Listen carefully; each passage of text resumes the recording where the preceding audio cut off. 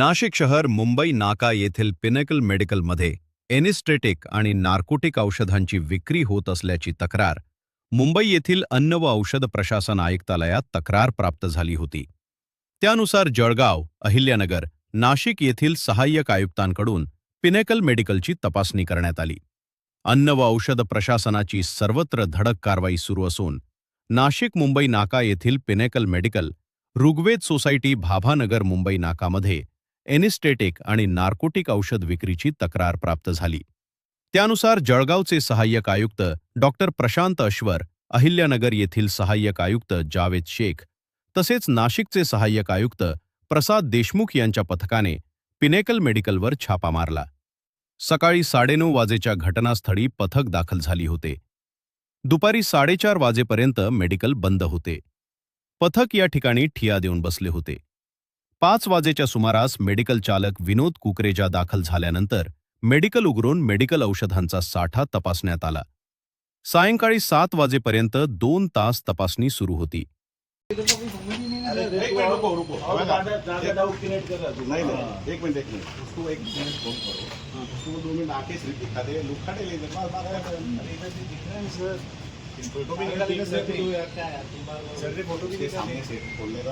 अरे काय के लिए मैं उसको क्यों दबू सर? मैं क्या बोल रहा सर? मैं क्या बोल रहा है? वो ग्राउंड लेवल पे आ रहे हैं. याबाबत सहाय्यक नाशिक आयुक्त प्रसाद देशमुख यांनी माहिती दिली.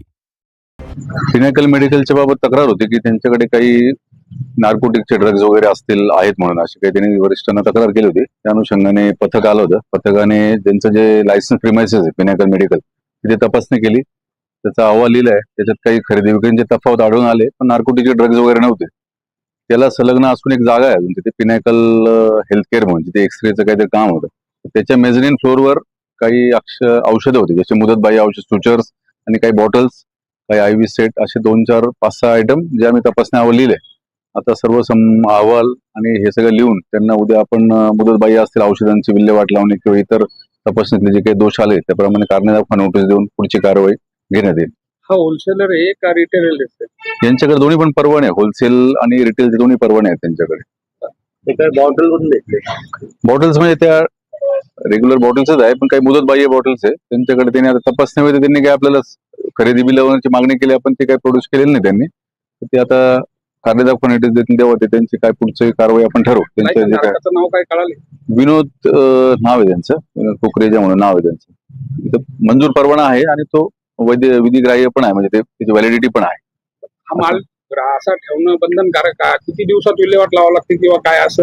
मुदतबाह्य औषधे त्वरित, म्हणजे ज्याच्याकडनं परचेस केलं असतं त्याला मुदतबाह्य होण्याच्या आधी किंवा मुदतबाह्य झाल्यानंतर ते त्यांना देऊन ते कंपनी त्याची विल्हेवाट लावते. पण ते आता त्याचं काय एक्सप्लेनेशन आहे, त्यांनी काय विल्हेवाट लावली नाही त्याचं ते एक्सप्लेनेशन देतील. जनतेला काय आव्हान करू शकता असं काय आढळल्यास? कोणाशी संपर्क साधा? जनतेला एवढंच आवाहन करतो तुमच्या माध्यमातून की तुम्ही जेव्हा दुकानात जाता तर रेग्युलर बिल घेत चला, आणि तुम्हाला काही आक्षेपार्ह दिसलं किंवा मुदतबाह्य औषध समजा काही तुम्हाला आक्षेपार्ह वाटलं तर तुम्ही फूड अँड ड्रग ॲडमिनिस्ट्रेशनला, नाशिक असेल किंवा काही हेल्प नंबर किंवा टोल फ्री नंबर्स पण आता रिलीज झाले, त्याच्यावर तुम्ही तुमच्या तक्रारी नोंदवू शकता. तसेच तक्रारदार प्रसाद देवरे यांनी या कारवाई संदर्भात झालेल्या त्रुटींवर आक्षेप घेतला. बघितले मी त्याच्यात त्यांनी स्वतःच सांगितलं आहे की त्याच्याकडे मेडिकलचे बिलं नाही, परचेस बिलं नाहीत, कुठल्याही प्रकारचं नाही, ॲनेस्थेटिक ड्रग्ज आहेत. मग त्याचं काउंटिंग झालं नाही, ना कॉस्टिंग झालं, ना सील केले गेले. जर त्याचे बिलं नाहीत, त्याच्याकडे परचेस बिलं नाही, खरेदी विक्रीचं कुठलंच बिल नसतं तर मेडिसिन हे सील केलं जातं किंवा दुकानाला सील केलं जातं. उद्याला उठून हा स्टॉक त्याच्याकडेच राहणार आहे. तुम्ही जर सील नाही केला तर त्याचा गैरवापर हा तो परत चालूच ठेवेल किंवा गायब करेल. त्याची जबाबदारी कोण घेणार आहे? त्याची जबाबदारी हे स्वतः इन्स्पेक्शन करणारे सर घेतील का? ज्या कारणासाठी आलं त्याच्यात ॲनेस्थेटिक ड्रग्ज आहे त्याच्यात ते ठेवणं गुन्हा आहे.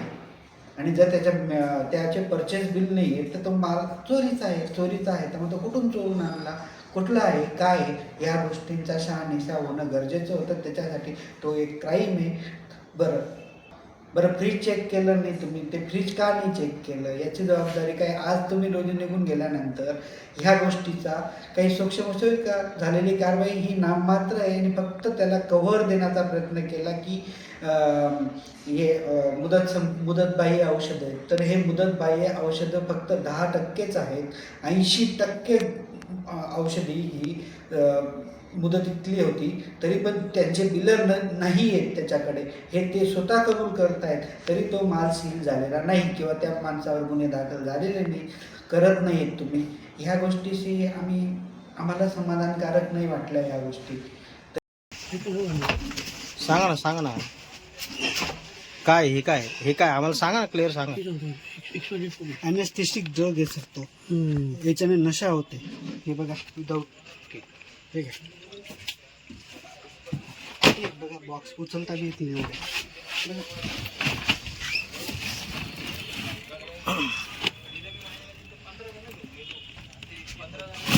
हे काय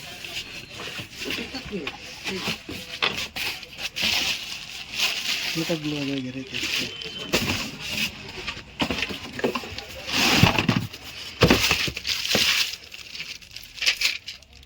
किडनी वेगळा.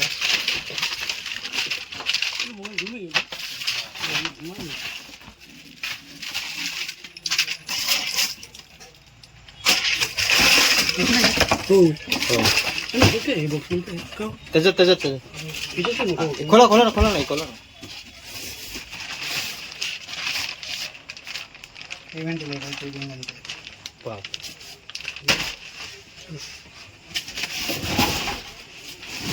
खाली काय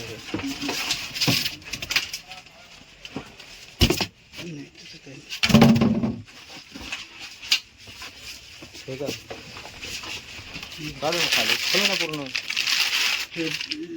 माणसाला इथं होल पाडून डबल ल्युमन ट्रिपल ल्युमन टाकतात. हां खोला ना.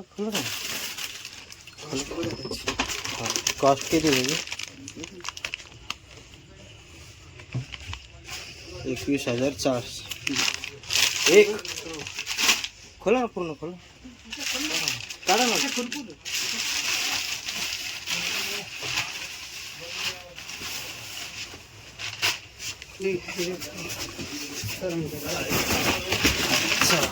नुसता पास्तर न करू काही, तुझा काय संबंध नाही. ठेवते खाली नको ठेवतो, ठेव. ते अधिकारी येऊन ठेवते खाली. चल तू चल खाली.